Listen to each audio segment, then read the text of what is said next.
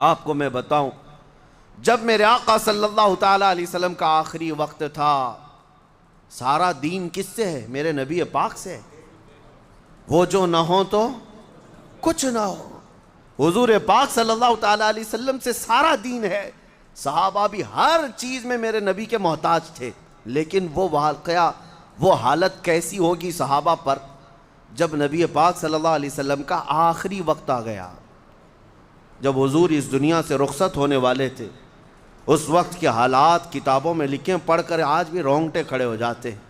بے انتہا محبت کرنے والے صحابہ جب حضور کو اخیر وقت میں علالت میں دیکھے، حضور مسجد میں نہیں تشریف لا رہے نماز پڑھانے کے لیے، اتنی طبیعت میں علالت، نبی پاک صلی اللہ تعالیٰ علیہ وسلم کا آخری وقت جب آیا، جانتے ہیں جب روح حضور کی قبض کر لی گئی، ماں عائشہ صدیقہ کے حجرے میں تھے، سب سے پہلے جو حجرے میں داخل ہوئے حضرت ابوبکر صدیق آئے۔ آتے ہی نبی پاک صلی اللہ تعالیٰ علیہ وسلم کی پیشانی اقدس کو بوسہ دیا اور اس کے بعد کھڑے ہو گئے۔ حضرت عائشہ کہتی ہیں اس وقت تک تو مجھے پتہ نہیں تھا کہ رسول پاک صلی اللہ علیہ وسلم دنیا سے رخصت ہو چکے۔ حضرت ابوبکر صدیق غم کے عالم میں اندر تھے، لیکن اس وقت صدیق اکبر کا دل اور سینہ کتنا مضبوط ہوگا جو ایک لمحہ دیدار رسول سے غافل نہیں ہوتے۔ انہوں نے یہ کہا، یا رسول اللہ، جو ہونا تھا اللہ کا وعدہ ایک بار ہو چکا، اب اللہ دوسری موت کبھی آپ پر نہیں لائے گا، دوسری موت تو اب نہیں آئے گی، جو موت کا درد تھا وہ آ کر چلا گیا۔ یہ کہہ کر کے حجرے سے باہر نکلے، اعلان کر دیا، اے صحابہ، اللہ کے نبی ہم سے رخصت ہو چکے۔ وہ اپنے رفیق اعلیٰ کے پاس چلے گئے۔ یہ وقت کیسا ہے، سب کے سب ٹھنڈے پڑ جائیں گے۔ جس پر سارا معاملہ ڈیپینڈ ہو وہ تھوڑا ہٹ جائے تو حالات کیا ہوتے ہیں پتہ ہے؟ یہاں ہم چھوٹی موٹی چیزیں دیکھتے ہیں، کسی ایک تنظیم کا صدر ہے، کسی ایک کمیٹی کا چیف ہے، اس کے ادھر ادھر ہونے سے پوری کمیٹی پر فرق پڑتا ہے۔ یہ تو پورے دین کا نظام تھا۔ جب رسول پاک صلی اللہ تعالیٰ علیہ وسلم نے اپنی آنکھیں بند کر لی تو صحابہ پر کیا حالتیں تھیں؟ جیسی اعلان ہوا سب ساکت و جامد تھے صحابہ، ان کے عشق کا مقام تھا، محبت کا تقاضا بھی تھا۔ حضرت عثمان غنی تو ایسے لگتے جیسے پتھر ہے، ان کو کوئی چونٹی کاٹے، کوئی ہاتھ مارے تو ہلتے تک نہیں تھے۔ کچھ صحابہ دیوار سے چپکے کھڑے تھے آسمانوں پر دیکھتے ہوئے۔ حضرت عمر کی کیفیت یہ تھی کہ تلوار نکال کر مدینے میں گھومتے تھے، خبردار کسی نے کہہ دیا کہ میرے نبی کا انتقال ہوا، میں اس کی گردن مار دوں گا۔ میرے رسول اللہ کی بارگاہ میں گئے، وہ آئیں گے، یہ ان کی محبت کا تقاضا تھا۔ سب الگ الگ انداز میں تھے، یہاں تک کہ حدیثوں میں موجود ہے مدینہ اتنا کبھی نہیں رویا جتنا اس وقت رسول پاک صلی اللہ علیہ وسلم کی آنکھیں بند ہوئی۔ اور صحابہ نے یہ بھی لکھا ہے، اس دن سے زیادہ روشن کوئی دن ہی نہیں آیا مدینے میں جب میرے آقا صلی اللہ علیہ وسلم ثنیۃ الوداع کی گھاٹی سے مدینے میں آ رہے تھے۔ اس سے روشن دن کبھی مدینے میں آیا نہیں، اور مدینے والے کہتے ہیں اس سے زیادہ اندھیرا کسی دن آیا ہی نہیں جس دن میرے آقا نے مدینے کو رخصت کیا، دنیا سے رخصتی لے لی۔ اس سے زیادہ اندھیرا ہماری زندگی میں آیا ہی نہیں۔ اب سوچو دین کا نظام چلنا کیسے ہے۔ حضور پردہ فرما چکے، صحابہ کھڑے ہیں۔ اس وقت جس نے مشن اٹھایا، باغ ڈور سنبھالی، وہ صدیق اکبر کی ذات تھی۔ کھڑے ہوئے ممبر پر لوگوں سے کہا، اے لوگو بتاؤ تم محمد صلی اللہ علیہ وسلم کی عبادت کرتے تھے یا اللہ کی عبادت کرتے تھے؟ سبوں نے کہا ہم اللہ کی عبادت کرتے تھے۔ تو حضرت ابوبکر صدیق نے کہا وہ اللہ کل بھی تھا، آج بھی ہے، ہمیشہ رہے گا۔ اور محمد صلی اللہ تعالیٰ علیہ وسلم کے متعلق قرآن میں آیت ہے، وَمَا مُحَمَّدٌ إِلَّا رَسُولٌ قَدْ خَلَتْ مِن قَبْلِهِ الرُّسُلُ۔ محمد تو اللہ کے ایک رسول ہیں، ان سے پہلے بھی رسول آئے، لیکن کیا رسول کے جانے کے بعد تم الٹے پاؤں پھر جاؤ گے؟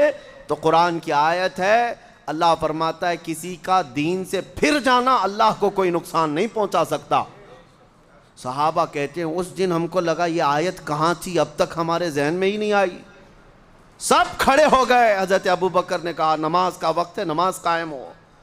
2 دن تک نبی پاک صلی اللہ تعالیٰ علیہ وسلم کا جسم ناز حجرے میں رکھا ہوا تھا, 2 دن تک, اور نمازیں برابر وقت پر ہوتی رہیں. اسلامی احکام جیسے تھے ویسے ہی ہوتے رہے. حضور کی تدفین کا معاملہ آیا. صحابہ اکرام رضوان اللہ تعالیٰ علیہ مجمعین میں اب کون مشورہ کرے گا؟ اختلافات بہت ہوئے ہیں, لیکن کوئی اختلاف اس غلیظ قسم کا نہیں تھا کہ ایک دوسرے کو گالیاں دی جائیں.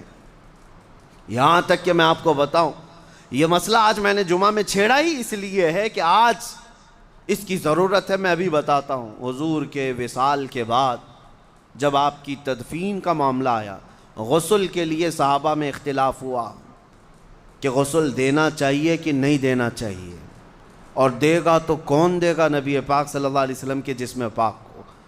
صحابہ کہتے ہیں ہم حجرے میں کھڑے تھے, آدھے کہہ رہے تھے کہ غسل دینا ہے اور آدھے کہہ رہے تھے نہیں دینا. اختلاف ہے یا نہیں ہے؟ فرماتے ہیں اچانک ہمیں اونگ آئی, سب جتنے تھے وہاں پر اونگ آئی, جیسے جھپکی لگتی نیند. تھوڑی دیر کے لیے اونگ آئی, اس کے بعد ہم نے سر جھٹک کر بیداری کا اظہار کیا. دیکھا تو ہم تو بیدار تھے, لیکن رسول پاک غسل کیے ہوئے تھے, جسم پاک پر پانی کے قطرات تھے. صحابہ نے کہا یہ اللہ کی مرضی ہے, اپنے رسول کو اس نے اپنے ملائکہ سے غسل دیا. پھر اب دفن کہاں ہو, اس سلسلے میں بھی صحابہ کا اختلاف تھا. بعض صحابہ کہتے تھے کہ بیت المقدس لے کر کے جائیں گے, مسجد اقصیٰ میں جہاں کثرت سے انبیاء اکرام دفن ہیں وہاں ہم رسول اللہ کو دفن کریں گے. بعض کہتے تھے نہیں, حضور کا پیدائشی مقام مکہ ہے, ہم مکہ لے کر جائیں گے. اختلاف تھا کہ نہیں تھا؟ صحابہ میں اختلاف ہوا. حضور کا جسم ابھی موجود ہے. میں آپ کو بتا رہا ہوں یہ اختلاف کس قسم کا تھا. سب حق کی تلاش میں اختلاف تھا. اس کے بعد صدیق اکبر رضی اللہ تعالیٰ عنہ اور کچھ صحابہ نے کہا ہم نے رسول اللہ صلی اللہ علیہ وسلم سے یہ حدیث سنی ہے, اللہ کے نبی وہیں دفن ہوتے ہیں جہاں ان کی روح قبض کی جاتی ہے, جہاں ان کا انتقال ہوتا ہے نبیوں کا اسی جگہ وہ دفن ہوتے ہیں. تو اس بات پر پھر صحابہ کا اتفاق ہوا, اور نبی پاک صلی اللہ تعالیٰ علیہ وسلم حجرہ عائشہ صدیقہ میں انتقال فرمائے تھے, اور اسی حجرے میں آج تک میرے آقا آرام فرمائے. تدفین کا معاملہ تھا, بغلی قبر کھودی جائے کہ صندوق والی قبر کھودی جائے. بعض صحابہ کہتے ہیں کہ صندوق والی قبر جو باکس ٹائپ کی ہمارے ہاں ہوتی ہے, اور ایک ہوتی ہے بغلی قبر جس کو لحد کہتے ہیں, ایل شیپ میں ہوتی ہے, یعنی قبر کھود کر کے پھر اندر کی طرف ایک اور کھڈا کھودا جاتا ہے اور میت کو اس طرف رکھ کر کے پھر قبر کو بند کر دیا جاتا ہے. حضور پاک صلی اللہ تعالیٰ علیہ وسلم کی قبر انور کے لیے بھی اختلاف ہوتا رہا. پھر صحابہ نے کہا نبی پاک صلی اللہ تعالیٰ علیہ وسلم نے اپنی زندگی میں اس کا اظہار فرمایا تھا کہ بغلی قبر اچھی ہوتی ہے, مجھے پسند ہے. پھر بغلی قبر کھودی گئی. ہر چیز کا اختلاف رسول پاک کی حدیث پر جا کر ختم ہو جاتا تھا. اب میں آپ کو بتاؤں اس کے بعد دین کا نظام کون چلایا. حضور اکرم صلی اللہ تعالیٰ علیہ وسلم اس دنیا ظاہری سے پردہ فرما چکے, وہ اپنی قبر انور میں گئے تو دین کا نظام کیا ٹھپ پڑ گیا, ختم ہو گیا؟ سب نمازیں بند, اذانیں بند نہیں, کچھ تو منکرین ہوئے بھی, لیکن جہاد کر کے صدیق اکبر نے ہر ایک کا قلعہ ختم کیا اور میرے مصطفیٰ کے دین کو لے کر آگے بڑھتے رہے. اتنا آگے بڑھتے رہے, اتنا آگے بڑھتے رہے کہ صحابہ کی زندگی میں ہی اسلام پوری کائنات میں روشنی کے طور پر پھیل چکا تھا. اس کی سرحدیں نہیں تھی. صحابہ کہاں کہاں تک جاتے تھے. مصر فتح ہوا, عراق فتح ہوا, یمن فتح ہوا, فلسطین فتح ہوا, یورپ میں اسلام چلا گیا, لیکن پھر بھی ان کی سیمائیں نہیں تھی, سرحدیں نہیں تھی. آپ کو بتاؤں 1400 سال پہلے صحابہ کا حال یہ, عقبہ بن نافع عمرو بن عاص کے ساتھ مصر فتح کرنے والے گورنر ہیں, وہ سپہ سالار ہیں. عقبہ بن نافع یہ جرنیل ایک دن گھوڑا لے کر رات کے وقت اندھیرے میں نکل پڑے, چند ساتھی بھی پیچھے آئے. 14ویں کا چاند طلوع ہے, 1400 سال پہلے کی بات کر رہا ہوں. 14ویں کا چاند طلوع ہے, عقبہ بن نافع گھوڑے کو ایڑ لگاتے اور اچھال دیتے تھے، گھوڑا اچھلتا تھا پھر نیچے آتا تھا، اچھلتا تھا پھر نیچے آتا تھا۔ کوئی کھیل ہے، کوئی کرتب ہے، کوئی تماشا ہے؟ ساتھیوں نے پوچھا عقبہ بن نافع سے، کیا کر رہے ہو آپ؟ گھوڑے کو ایڑ لگاتے ہو، گھوڑا اچھلتا ہے پھر آتا ہے۔ عقبہ بن نافع کہتے ہیں سارے علاقے فتح کرتے کرتے چلے گئے، میری خواہش یہ ہے کہ کاش میرا گھوڑا چھلانگ لگا کر چاند پر جاتا، میں وہاں پر میرے مصطفیٰ کا جھنڈا لہرا کر آتا۔ ان کی سیمائیں نہیں تھی، ان کی سرحدیں نہیں تھی۔ اسلام کے لیے وہ اتنے مخلص تھے کہ انہوں نے بیابانوں کو، جنگلوں کو، صحراؤں کو سب طے کر لیا۔ اور آج کا کم ظرف انسان ان صحابہ کے بارے میں اگر انگلی اٹھاتا ہے، اس سے بڑا بدبخت کون ہے؟ اس سے بڑا ہرما نصیب کون ہے؟